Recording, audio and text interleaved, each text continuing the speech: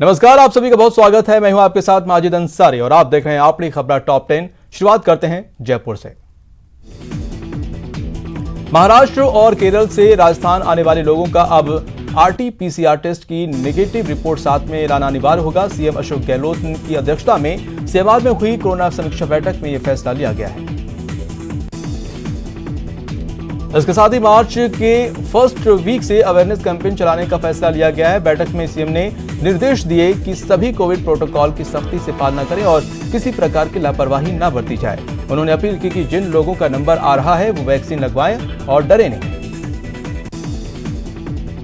राजस्थान मदरसा board के पूर्व अध्यक्ष मौलाना फजले हक ने सीएम अशोक गहलोत के बजट की जमकर तारीफ की। उन्होंने बजट को ऐतिहासिक बताते हुए कहा कि इसमें सभी तबके का ध्यान रखा गया है। इससे प्रदेश की तरक्की और खुशहाली की दिशा में आगे बढ़ेगा। गहलोत सरकार के बजट की तारीफों के बीच बीजेपी प्रदेश अध्यक्ष सतीश पूनिया ने नया सियासी दांव चला है। पूनिया बोले, सरकार का बजट चुनावी है। राजस्थान में मध्यावधि चुनाव होने की संभावना है। राजस्थान के बजट से मदरसा शब्द पूरी तरह से गायब है। मदरसा, पैरा टीचर, मदरसा शिक्षा के आधुनिकीकरण और उर्दू तालीम को लेकर वार्ता की जा रही थी, लेकिन तमाम कोशिशें विफल रही। जयपुर ग्रेटर नगर निगम की विभिन्न समितियों के चेयरमैनों ने आज अपना पदभार संभाला है। चेयरमैनों को पदभार संभालवाने के लिए 5 भाजपा विधायक भी ग्रेटर निगम मुख्यालय पहुंचे। पदभार संभालने के बाद समिति चेयरमैनों ने अपना रोडमैप भी सामने रखा। जयपुर ग्रेटर नगर निगम मेयर सौम्या गुर्जर ने कहा है कि स्वच्छता सर्वेक्षण 2021 में अच्छी रैंकिंग के लिए पूरी तरह से निगम की टीम लगी हुई है। उन्होंने ये भी कहा कि जो व्यवस्थाएं खराब चल रही थी उनको लेकर जिम्मेदारों को ताकीद कर दी गई है। LPG गैस सिलेंडर की कीमत 25 रुपए प्रति सिलेंडर बढ़ाई गई है। नई दरें आज से लागू हो गई हैं। जयपुर में सिलेंडर की कीमत 798 रुपए हो गई है। जयपुर ग्रेटर निगम की टीम कोठी इलाके में अवैध डेयरी पर कार्रवाई करने पहुंची, जिसका नगर निगम की टीम का स्थानीय बीजेपी के पार्षदों ने विरोध भी किया और स्थानीय लोगों के साथ किए गए इस विरोध के दौरान नगर निगम के वाहन के कांच भी टूटे। और खबर कोटा से, स्वास्थ्य विभाग ने पिछले 4 से 5 दिन से RPF के जवानों के वैक्सीनेशन का काम चल रहा है। अब तक 500 से ज्यादा जवानों को वैक्सीन लगाई जा चुकी थी। विभिन्न कारणों से 150 से अधिक जवान वैक्सीन लगाने नहीं पहुंचे। पूरे कोटा मंडल में कुल 576 में से बाकी बचे करीब 70 जवानों को कल वैक्सीन लगाई जाएगी। कोटा में कोरोना संक्रमण पर रोकथाम लगाने के लिए स्वास्थ्य विभाग की ओर से लगातार कोशिश की जा रही है। रोजाना औसतन 90 व्यक्तियों के सैंपल लिए जा रहे हैं। कोरोना सैंपल टेस्ट के बाद रिपोर्ट बस यात्रियों के मोबाइल फोन पर SMS के रूप में भेजी जाती है। कोटा के भीमगंज मंडी थाना क्षेत्र में लोगों ने देर रात एक चोर को पकड़ा है। बाद में लोगों ने चोर को पुलिस को सौंप दिया। पुलिस मामले की जांच कर रही है।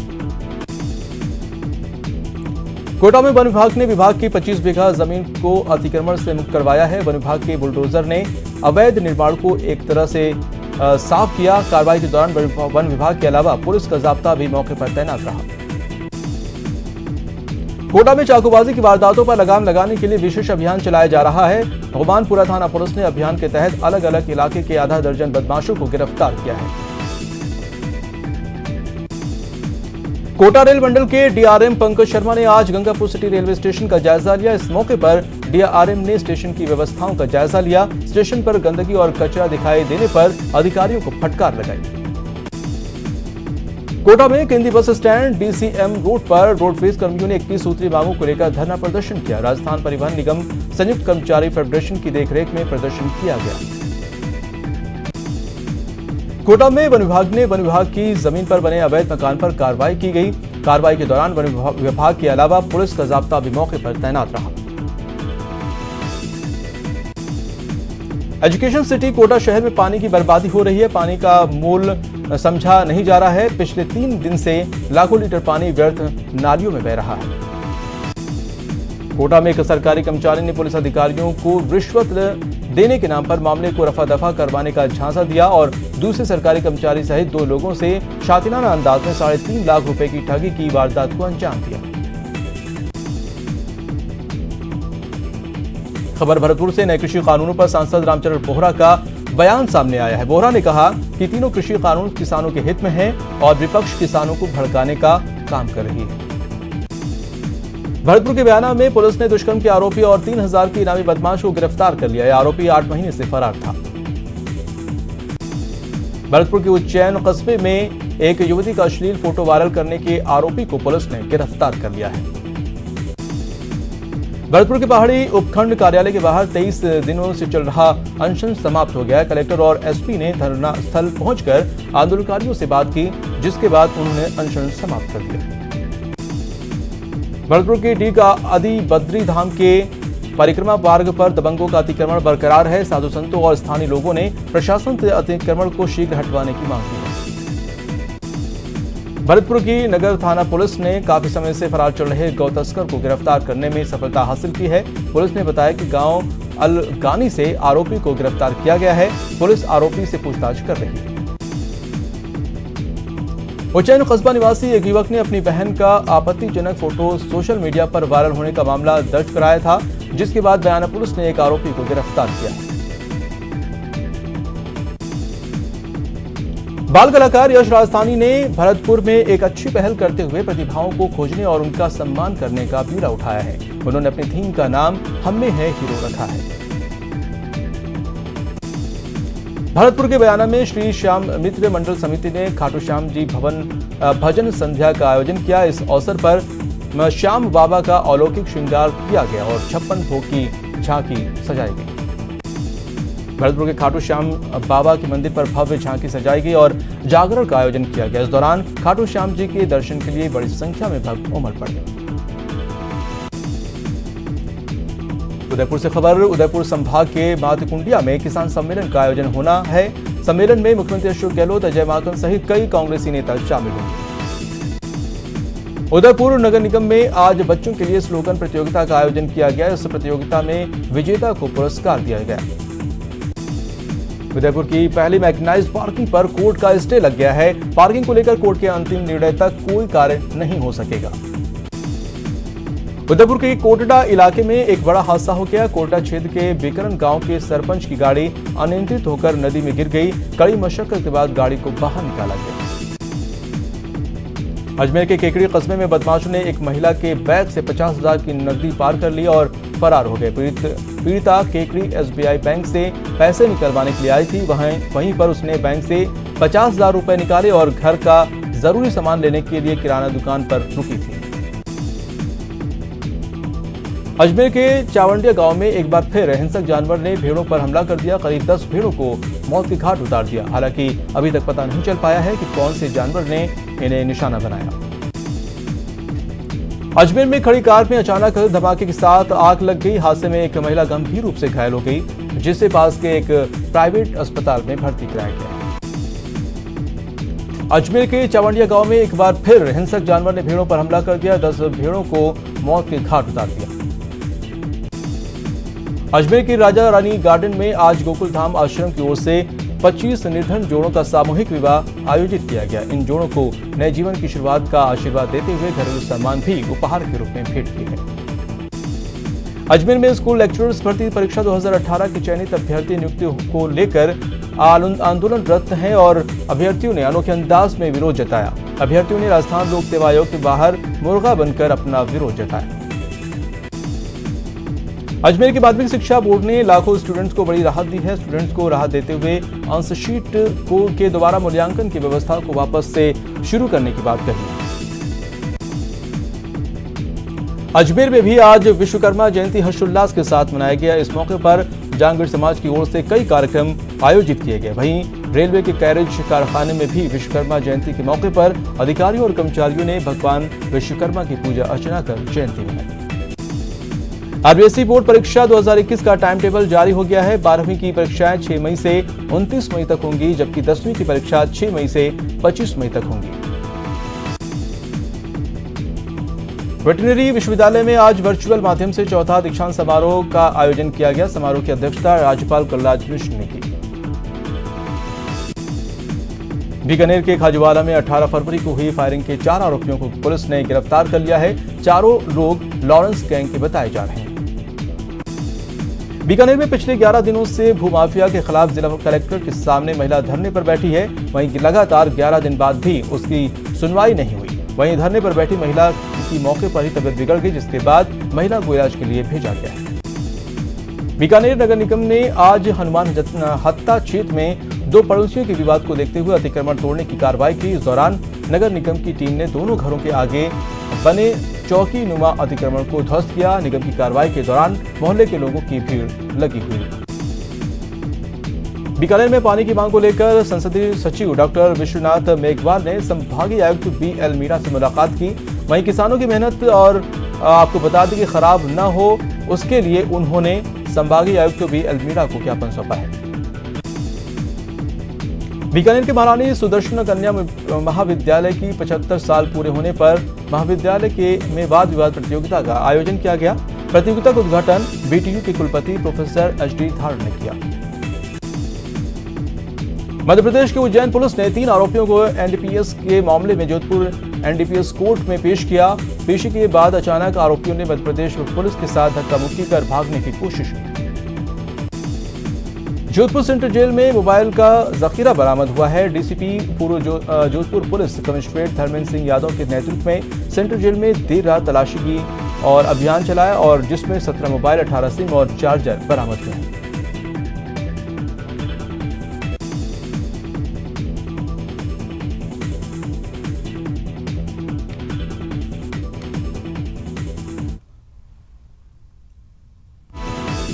और टीवी पर पहली बार आ रहा है एक अनोखा शो। नेटवर्क 18 की खास पेशकश बायजूस यंग जीनियस 27 फरवरी को शाम 7:30 बजे न्यूज 18 राजस्थान पर मिलिए तिरुवनंतपुरम के रहने वाले olympiad exam expert Siddharth Kumar Gopal से।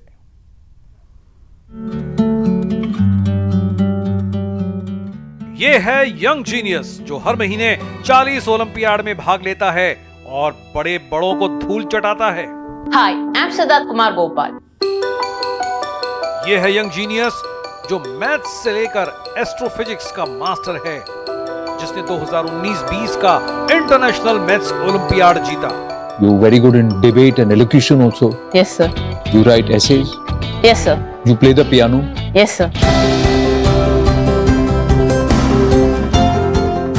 जिसे इंटरनेशनल एस्ट्रोनॉमी और एस्ट्रोफिजिक्स ओलंपियाड में गोल्ड ऑनर मिला।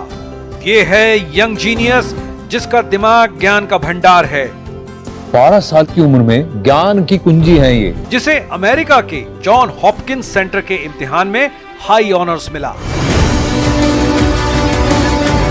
नेटवर्क 18 पर एक अनोखा शो, दंग करने वाले दिमाग के खिलाड़ी तिरुवनंतपुरम के 12 साल के सिद्धार्थ कुमार गोपाल के साथ। How many exams have you written till date? I have written 80 to 90 exams this year.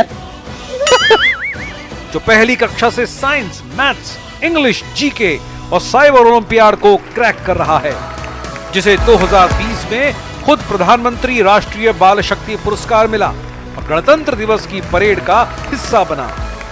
आ रहा है ये यंग जीनियस।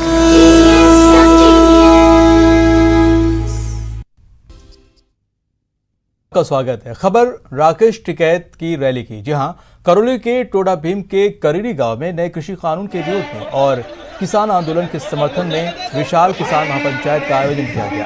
किसान महापंचायत को राष्ट्रीय किसान नेता राकेश टिकैत और योगेंद्र यादव ने संबोधित किया। टोडा भीम के भैरव बाबा कुश्ती दंगल स्टेडियम में आयोजित किसान महापंचायत में किसानों ने हुंकार भरी और उन्हें काला कानून करार दिया। मेरी माताएं, बहनें, बच्चों, पुलिस संदेश को महापंचायत के जरिए तो जाएगा। जो लोग यहाँ पर आएंगे ये आधे रेट में अपनी फसल को बेचेंगे और इनको बहुत किसानों को ये भी नहीं पता कि देश में MSP क्या होती है, फसल का सरकार ने रेट क्या निर्धारित कर रखा है। तो ये तो लूट लिया पूरा देश, व्यापारी ने, बड़ी कंपनियों ने लूट लिया पूरा देश। ये अब लुटाई नहीं होगी, जो कानून है वे वापसी होंगे और MSP पे कानून बनेगा, उसके कम पे देश में खरीद नहीं होगी। भूख पे व्यापार नहीं अब होगा।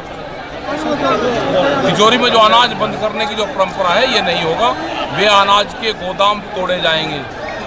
और अब बात प्रदेश के एक ऐसे क्रिकेटर की जो इन दिनों भयंकर बीमारी से पीड़ित है, साथ ही उसकी बहन भी उसी बीमारी की चपेट में है और खास बात यह है कि बिना मदद के उनका इलाज संभव नहीं है।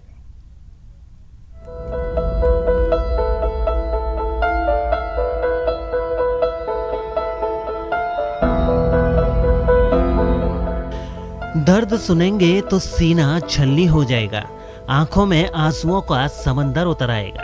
आपका दिल कितना भी पत्थर का हो, दिल करेगा कि इन भाई बहन की तकलीफ दूर करने के लिए अपना सब कुछ न्यौछावर कर दें। ये बाड़मेर के रहने वाले बाबूलाल जाखड़ हैं। जो लोग कुछ साल पहले के स्टेट लेवल क्रिकेट के बारे में जानते होंगे वो इनके नाम से जरूर वाकिफ होंगे। हाँ, इनका चेहरा उनकी यादों में धुंधला जरूर हो गया होगा, लेकिन ये कैसे भुलाया जा सकता है कि बाबूलाल जाखड़ अंडर 17 और अंडर 19 क्रिकेट में धूम मचा चुके हैं। कॉल्विन शील्ड और लक्ष्मण सिंह ट्रॉफी में बेहतरीन खेल दिखा चुके हैं। 1-2 साल नहीं, पूरे 15 साल लगातार बाड़मेर की क्रिकेट टीम का प्रतिनिधित्व कर चुके हैं। क्रिकेट तो क्रिकेट, यूथ कांग्रेस के जरिए अपना सियासी हुनर भी दिखा चुके हैं, लेकिन अफसोस अब कुछ नहीं बचा सिवाय दर्द के, तकलीफ के, अंधेरे के। पिछले कुछ साल से बाबूलाल जाखड़ और उनकी बहन बाली जाखड़ मस्कुलर डिस्ट्रॉफी नाम की बीमारी से पीड़ित हैं और अब इनका इलाज तभी हो सकता है जब आम लोग और सरकार दोनों इनकी मदद को आगे आए। मुझे मस्कुलर डिस्ट्रॉफी नाम की बीमारी है, जिसका मुझे 2009 की एंडिंग में पता चला। चलने फिरने में दिक्कत आ रही है मुझे, बार बार गिर जाता हूँ नीचे और वेट उठा नहीं सकता। और मेरी सिस्टर को भी यही बीमारी है, काफ़ी साल से, मेरे से 3 साल पहले उसे हुई थी। इलाज नहीं था, मैं अहमदाबाद और जोधपुर एम्स और दिल्ली एम्स में मैंने मेरी रिपोर्टें भेजी थी। सबने कहा था इस बीमारी का कोई ट्रीटमेंट इंडिया में है नहीं, और अभी सुना है कि मतलब इसका ट्रीटमेंट आ रहा है इंडिया में, और बाहर से इंजेक्शन मंगवा के अमेरिका से, और इसका करते हैं इलाज। बाबूराम जाखड़ जिस मस्कुलर डिस्ट्रॉफी बीमारी से पीड़ित हैं उसके बारे में आपको बता देते हैं। मस्कुलर डिस्ट्रॉफी एक आनुवांशिक बीमारी है। कभी कभी आनुवांशिक वजह न होने पर भी हो सकती है। इसमें शरीर की मांसपेशियां धीरे धीरे कमजोर हो जाती हैं। कमजोर होते होते मांसपेशियां बेकार होने लगती हैं। उम्र बढ़ने के साथ ये बीमारी पूरे शरीर में फैल जाती है।